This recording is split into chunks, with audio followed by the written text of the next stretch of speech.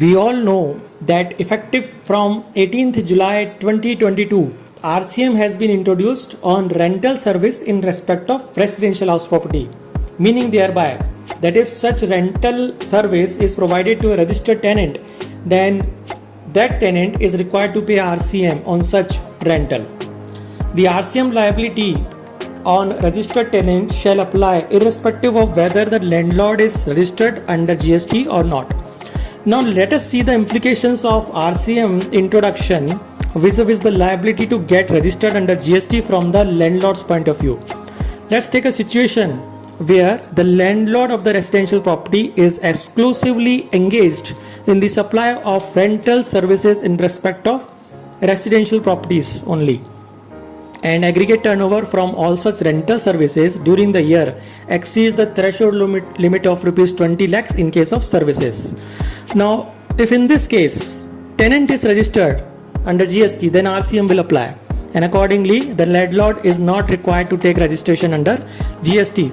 The reason being that notification number 5/2017 exempts all such persons from registration in GST who are engaged exclusively in supplies of goods and services which are subject to RCM payable by the recipient. Therefore, as long as the landlord is exclusively supplying the rental service from residential house property only, which is now subject to RCM, if tenant is registered, then no liability to register under GST will occur.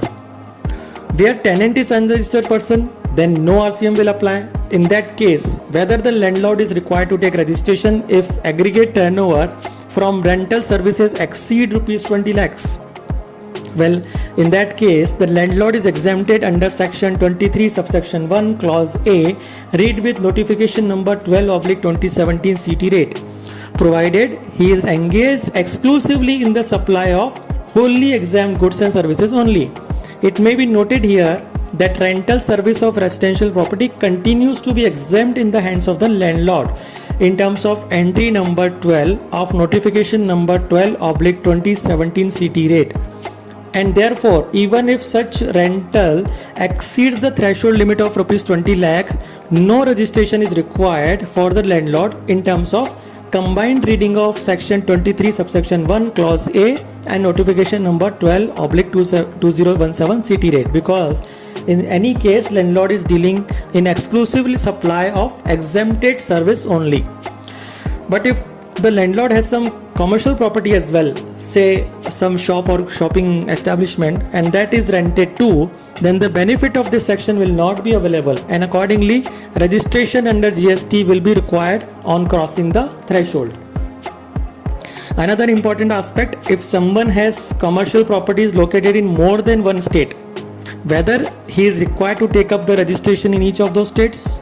The answer is no, since place of supply does not determine the liability to register. One has to get himself registered under GST only on crossing the prescribed threshold limit in every such state from where he makes taxable supply of goods and services. So even if commercial properties are located in different states and the landlord crosses the threshold, he need not register himself in each of those states. He can continue to supply from his origin state and get registered in the origin state itself, that is the state of his residence, for the simple reason that he doesn't have any place of business or fixed establishment in any of those states. Thank you.